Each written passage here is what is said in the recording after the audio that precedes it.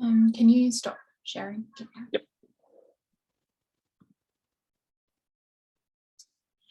Cool.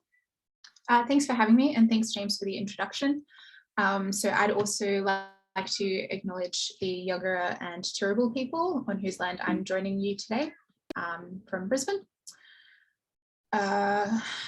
So I guess I want this to be open, and I'm hopefully most people in this talk will be able to understand at least part of the talk, so please feel free to interrupt and ask questions or put them in the chat. And for people who attended the Matrix MFO Tandem workshop last week, I gave a kind of 10-minute version of this talk, so this will be similar, but maybe a little bit slower with slightly more information. So I'm going to talk to you about earthquakes on the once-punctured torus. So I'll start by introducing earthquakes and giving a little bit of motivation. And then I'll talk about research that I've been doing and what I've been thinking about in the last year or so in terms of how to understand them on this specific example of the once-punctured torus. So what are earthquakes? We all have this kind of general idea of what earthquakes mean. When we normally hear them, you'll have like fault lines or things, and when an earthquake happens, you're kind of shearing along them to some degree. So this is kind of like a mathematical earthquake. And I'll give a definition mostly using intuition. So if we have the once-punctured torus here, so this is S11 because it has one genus and or genus 1 and 1 puncture. We can think about the simple closed curves on this surface as like the fault lines. So say, for example, we could take an earthquake about the red curve here, alpha, with some distance r. And what that's going to look like is if we cut the surface along this curve alpha, we rotate around one end around alpha by some distance r, and then we re-glue it back together. So what happens to this picture when we do that? Oops. Well, alpha will stay the same because we're twisting around alpha. So we still get our red curve alpha here. But beta is going to change, and all of the rest of the surface is going to change. So say beta starts here, we come around, and we come back at some distance r from where we started. And so what we do with curves like this is we're just going to reconnect it along the curve alpha, and that gives our new image for beta. So people who are familiar with den twists might think, hey, this is kind of similar to a den twist, but just we're kind of twisting about any r rather than the whole curve itself. And this is true, and this is how I'm going to think about these earthquakes. So maybe I'll just give an example. If you're not familiar with den twists, of what this looks like. So if we took the twist about alpha,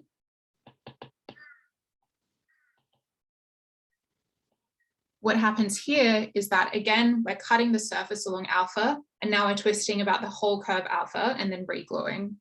So alpha stays the same. What's going to happen to beta is that it'll twist around, and we'll get like kind of a copy of alpha here in our new beta curve. So this can be written down, and I'll just call it T alpha. So this will take alpha to itself and beta to, depending on your orientation, beta alpha inverse is what I've drawn here. And so what I'm going to do in this talk when I present my results is kind of understand earthquakes by trying to first study den twists and seeing if we can then make some connection through the earthquakes here.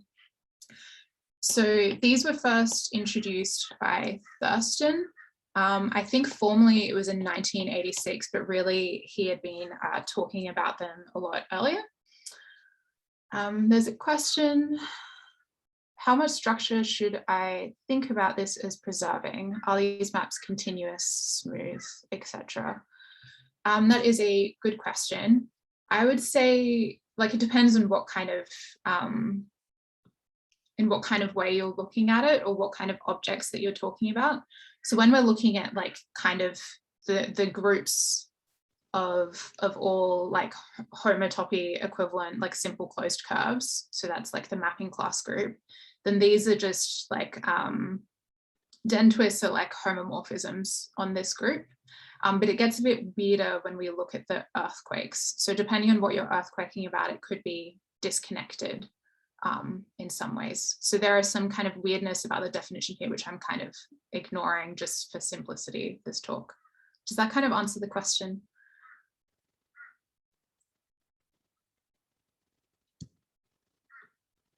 Yes. Okay, cool. Feel free to keep asking questions.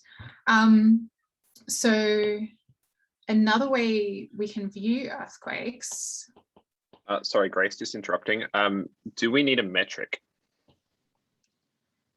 Yeah, so I kind of go back and forth in whether, in the kind of language that I use, whether we need a metric or not.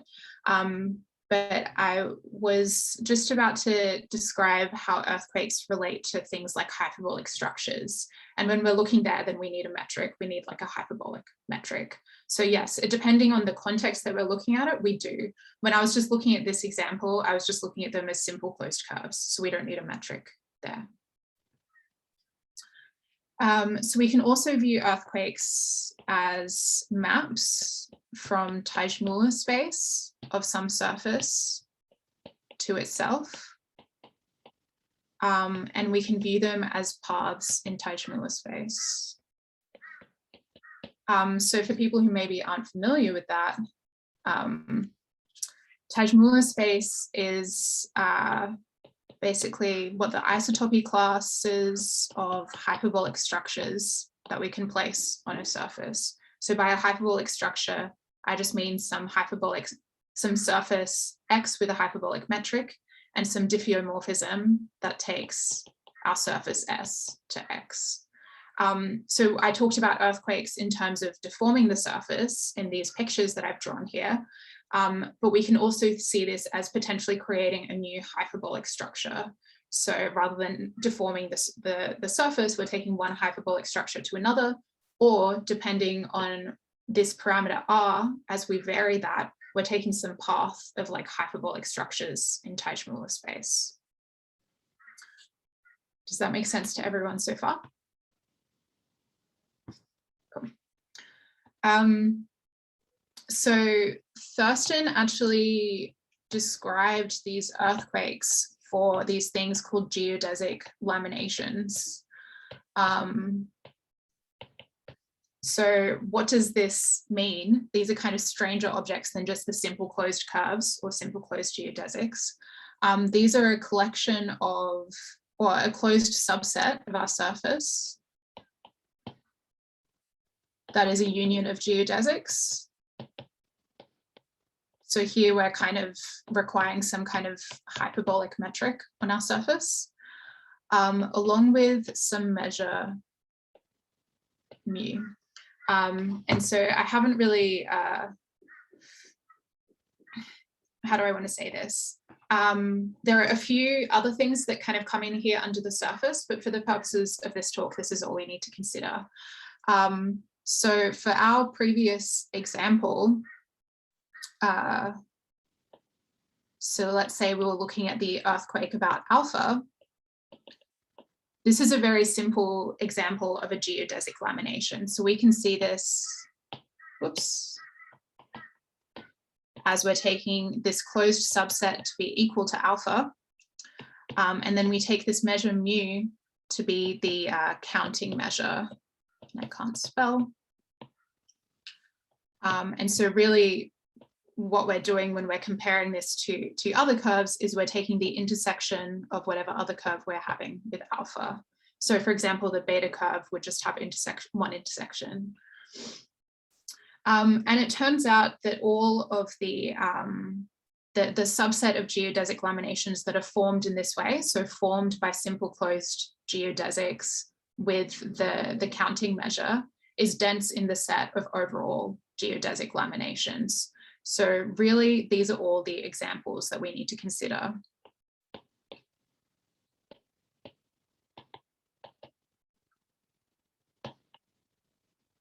So we only need to consider geodesic laminations of this type. And alpha is going to be a kind of running example for this talk.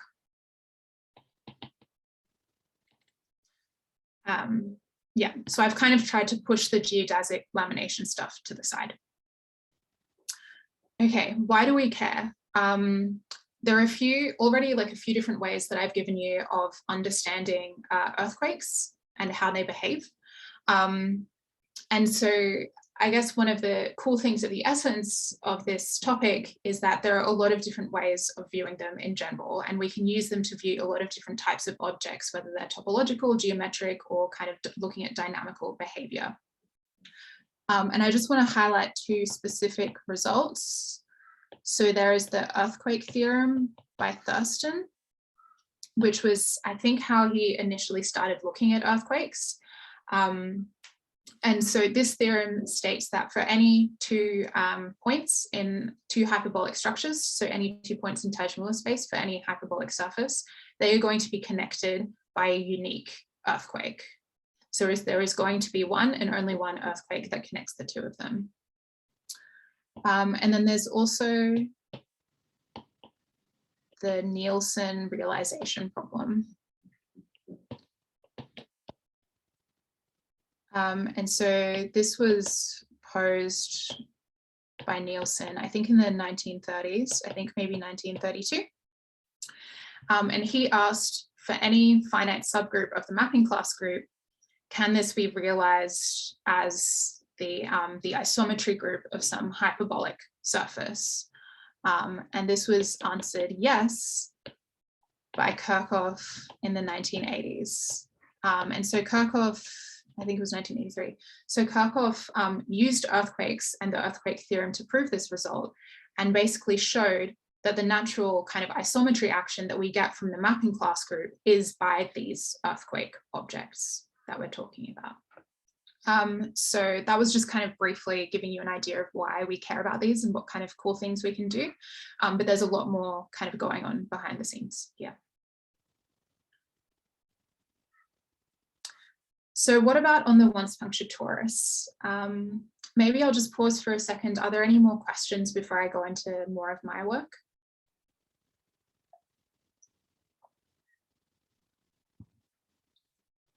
Okay, so I've taken kind of two very different approaches to have a look at this on the punctured torus. And we did this surface as a very kind of simple example of a hyperbolic surface. So I'll start going through an algebraic approach, and then I'll go through a more geometric approach. And both of these have very different tool sets that can be used to study the punctured torus and to study the den twists on them. And we get explicit formula for earthquakes from this study, and we find that they're actually equivalent formulations. So we come from these two very different perspectives, but get the same idea and the same understanding of what earthquakes really are here. So we'll start with this algebraic approach.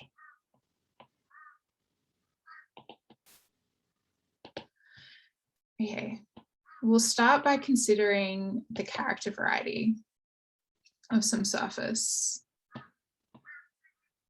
So for people who aren't familiar, just to note it chi g of s, this is precisely the space of homomorphisms from the fundamental group of this surface that we're considering S to G. And we're looking at conjugacy classes of these homomorphisms. And this double slash here is just denoting this thing called the GIT quotient, which just takes these conjugacy classes in a way such that the overall ending space is nice. So how do we want to consider the character variety? This is kind of like all of the different kind of geometric structures, or G-like structures specifically, that we can place on our surface S. So we're going to look specifically at the SL2C character variety of the punctured torus, but maybe first recall or find out for the first time, the fundamental group of the punctured torus is precisely the free group of two elements in alpha and beta. So these are the two curves, alpha and beta, that I showed before, the meridian and longitude of the punctured torus. So there's this really cool result for the SL2C character variety of the punctured torus, by Frick and Frick and Klein that it's isomorphic to C3.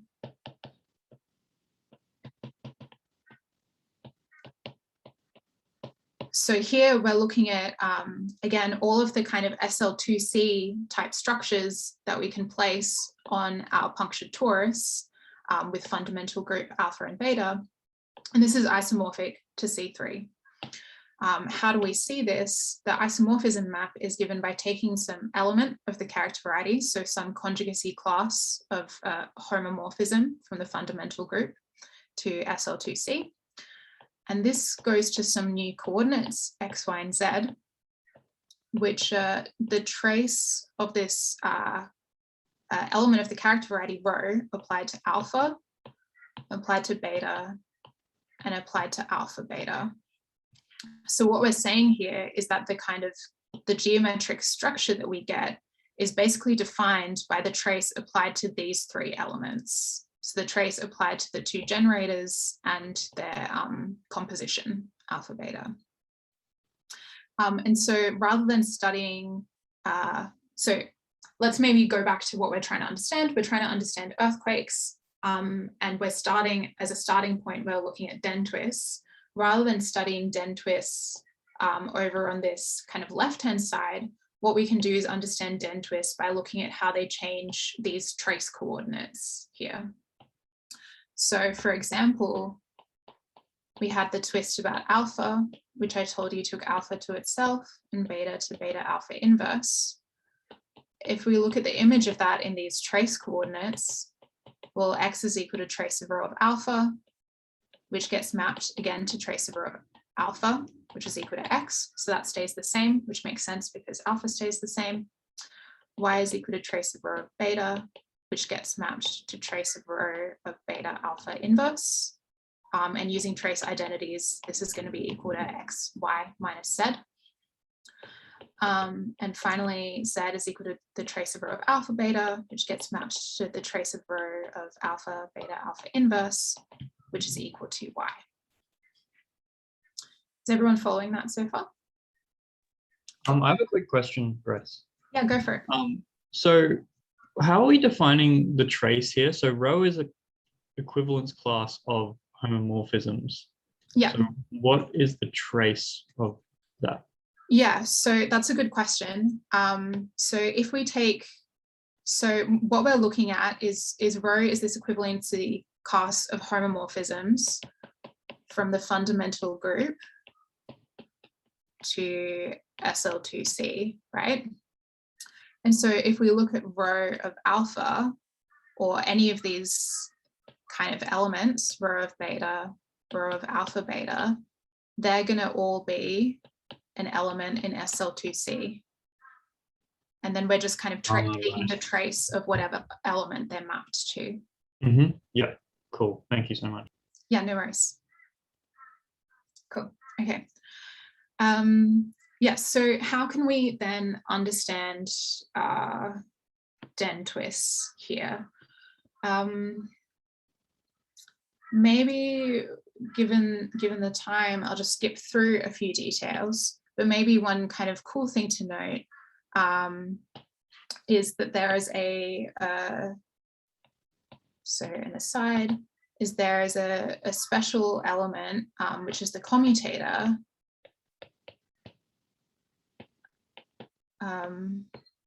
in the case of this punctured torus. And why is that? Well, because the commutator is precisely the map that kind of loops around the puncture that we have. So that's how that is mapped. I said the kind of way these things were mapped correspond to geometric structures. So in particular, how this is mapped is going to give us some idea of the structure around the puncture on the once-punctured torus, which is kind of like the most interesting part of this. And this gives us a polynomial in these trace coordinates by looking at what this is mapped to.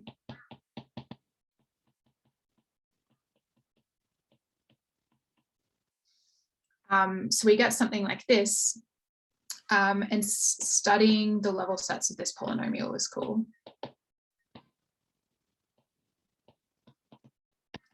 So I don't want to take too much focus away from this. But for example, this are the kind of things that you might get for the level set. So this is an example of the level set. Kappa is equal to -2, and this corresponds to all of the hyperbolic structures.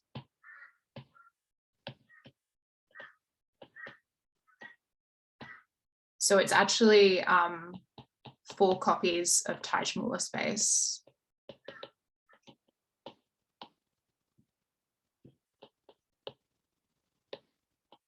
So we have, for this level set, we have these 4 kind of connected components, and each of those can be identified with Teichmüller space. So there's some really kind of interesting behavior that can be studied here. But let's kind of get back to the earthquakes. So I said we can kind of study the action of the den twist by studying the action of these polynomial automorphisms that we get. And these are each going to preserve the level sets of this polynomial kappa. And so what we can do is we can repeatedly apply the den twists.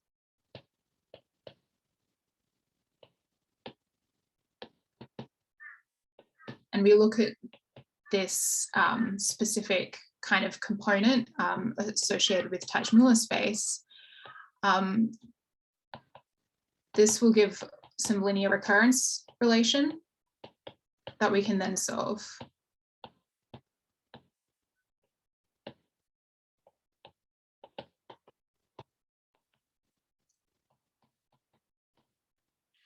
And we get this kind of map for the earthquake.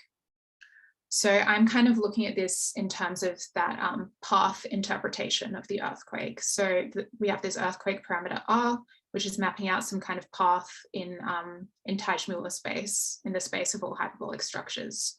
So given some kind of starting point, which is, this is the component that's associated with Teichmüller space.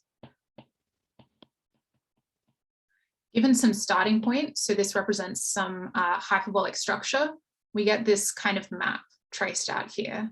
So we have this earthquake parameter. We have that trace coordinate corresponding to alpha stays the same because we're looking at the earthquake about alpha, and alpha stays the same, taking in the earthquake of itself. And then the other 2 coordinates, y and z, kind of vary kind of similarly with respect to this function. So what we have is that the earthquake parameter just appears in these powers here. And then we have these constants that are in terms of the starting point that we chose. And these are quite symmetric here. We just have a plus and minus and a plus and minus here. So maybe don't get too bogged down into the details, but it's kind of cool to see what the formula looks like. And then we can also draw these pictures. So this is that component associated with Teichmüller space that I mentioned before. So here in red, we have a few examples of different starting points of the earthquake about alpha. And that's what I've written explicitly here. But similarly, we can go through a process to get the earthquake about beta, which is in blue, and the earthquake about gamma, which is in green. And so we can follow a similar process, like I said, or we can actually permute some of these coordinates because there are some nice symmetries here between these kind of 3 curves and the results that we get for them. So there's some kind of cool behavior happening here. And this is a very algebraic approach of like understanding the earthquake and what's going on through the guise of the character variety and these polynomial automorphisms. So now I'll take you to a more geometric approach. Or maybe before I do that, are there any questions about what I just discussed?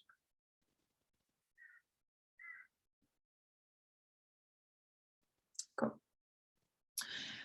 So we'll start with a more geometric approach. And what we kind of want to do here is, well, with the first approach, I think it was really novel and interesting, but it kind of seems weird that we went through all this stuff to then end up at the earthquake at the end, at least to me.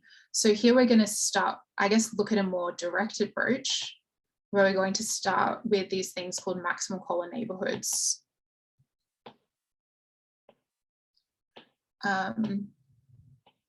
So we start with our once-punctured torus, if we want to take a maximal collar neighborhood about alpha, what we're doing is we're just extending a neighborhood around alpha, and it's called neighborhood when it eventually kind of bumps and touches at one point at the other end.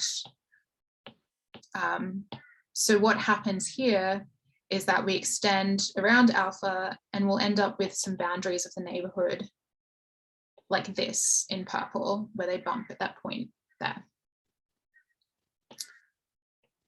So we can extend this out just to look at, so kind of ignore the puncture part and just look at the neighborhood. And we'll have something like this. So we're taking a neighborhood about alpha. So we have alpha in the middle. We have beta going up the top here. And then we have alpha beta as well. So I didn't draw that in the initial picture, but it'll look maybe something like that. So in the neighborhood picture, it'll look something like this. So what's really cool here is that we can utilize some results that are known about these maximal collar neighborhoods by Buser. So in particular, if we say this, this bounding curve is called delta and the length of half the neighborhood is called epsilon, then Buser showed that for the maximal collar neighborhood, the length of delta is equal to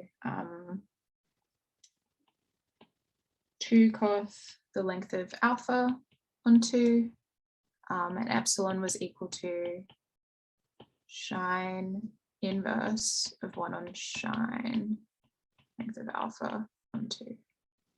So there's some kind of hyperbolic trigonometry that comes in here as well. Okay, so we have this kind of framework to start looking in, and we can introduce these new coordinates to start looking at the earthquake or the dead twist here. So we're looking at these kind of length of the curve alpha, so it makes sense to look at the hyperbolic length, or really what we're doing is the half hyperbolic length. And these will give us new coordinates. And these can actually be related back to our initial coordinates, the trace coordinates, using the hyperbolic metric on the upper half plane. So we have some new coordinates and a new framework to look at. So if we look at the image of the neighborhood in the universal cover, h squared, let's see. So if we just kind of look at half of this and unfold it, we'll get something like this. So we have delta on one end, we have alpha on the other end. And we can look at the image of beta and of alpha beta, and we'll get this kind of triangle arrangement where this is going to be A, the half length of alpha. This is going to be B, the half length of beta, and this is going to be C, the half length of alpha beta. So we're looking at kind of these curves, alpha beta and alpha beta. We're really looking at the geodesics associated with them now. And so we actually get, oops. We can directly look at the earthquakes in these coordinates.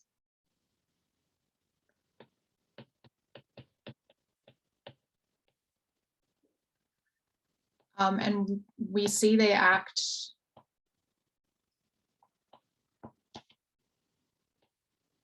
through a series of hyperbolic right-angled triangles.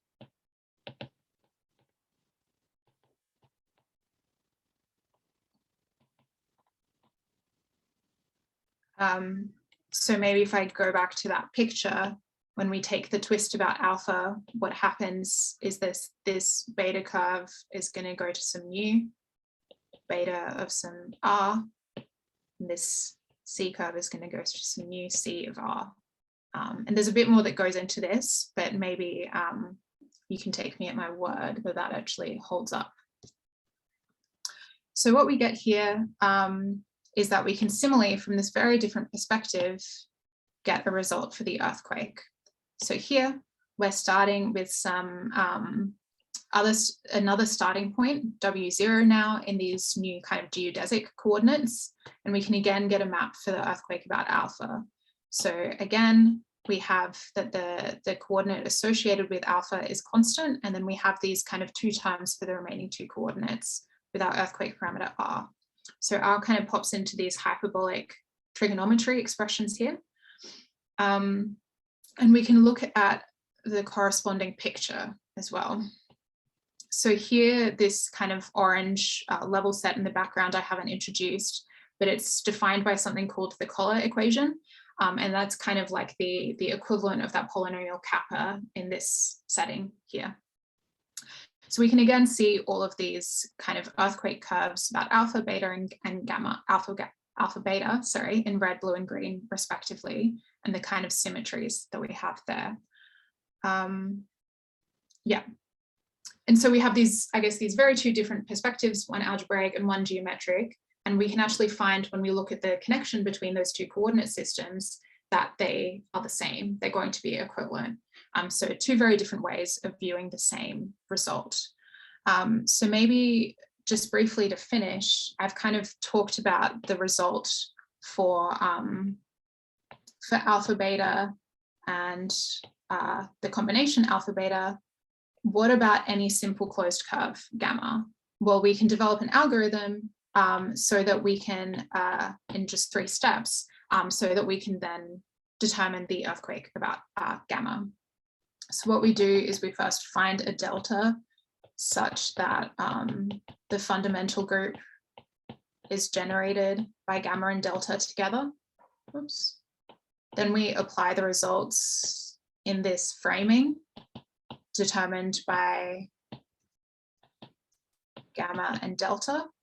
And then we can convert back to the initial framing.